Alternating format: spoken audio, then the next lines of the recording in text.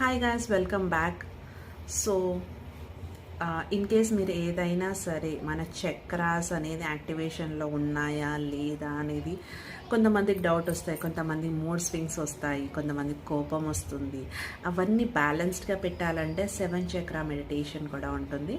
7 చక్ర మెడిటేషన్ కంటే ముందు బీజ్ మంత్ర చాంటింగ్స్ అనేది చేయాలి. అంటే మనం ప్రతి ఒక్క 7 చక్రాలకి ఒక్కొక్క బీజ మంత్రం ఉంటుంది.